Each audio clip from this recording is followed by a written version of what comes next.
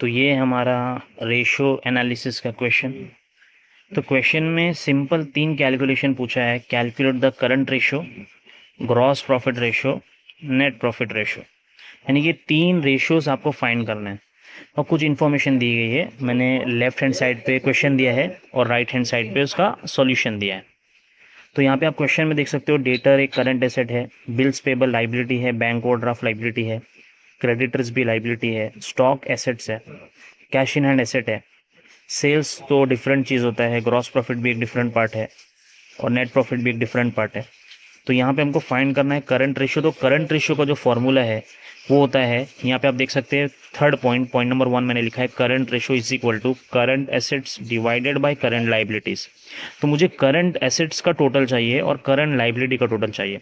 तो सबसे पहले इसलिए फॉर्मूला लिखने से पहले मैंने ऊपर करंट एसेट्स को फाइंड किया। तो यहाँ पे आप देख सकते हो क्वेश्चन में करंट एसेट्स क्या क्या है, तो डेटर्स है, तो debtor plus stock plus cash in hand, ये 3 ही करंट एसेट दिख रहे हैं इस पूरे क्वेश्चन में।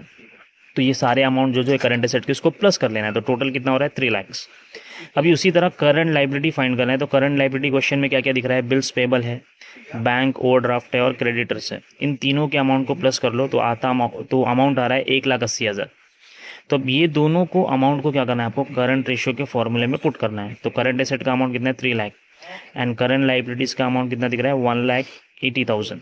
तो जब इसको डिवाइड करोगे तो आंसर आता है 10/6 और 10/6 को फर्दर कैंसिल करोगे 2 के टेबल से तो आंसर आता है 5:3।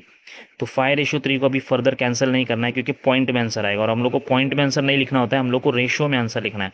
तो आंसर है इसका 5:3। होप कि इसको आप सॉल्व कर सकते हो, उसको समझ में आ गया रहेगा आपको। क्वेश्चन नंबर 2 इसमें जो दिया है वो दिया है ग्रॉस प्रॉफिट रेशियो। तो ग्रॉस प्रॉफिट रेशियो कैसे फाइंड करेंगे, सिंपल सा फॉर्मूला है ग्रॉस प्रॉफिट का, gross profit divided by net sales into 100।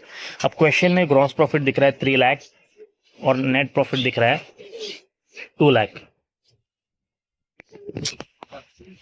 तो यहाँ पे ग्रॉस प्रॉफिट का जो अमाउंट है वो है 3 लाख रुपीज़, उसको डिवाइड करना है नेट सेल्स से। नेट सेल्स यहाँ पे क्वेश्चन में दिख रहा है, सेल्स ब्रैकेट में नेट दिया है 10 लाख। तो 10 लाख से जब इसको डिवाइड करोगे और मल्टीप्लाई बाय 100, ध्यान से इसमें मल्टीप्लाई बाय 100 भी है, तो यहाँ पे आंसर जो आपका आता है वो 30 आता है। और क्योंकि हम लोग ने मल्टीप्लाई 100 किया है तो इसका आंसर हम लोग को परसेंट में लिखना होता है 30%।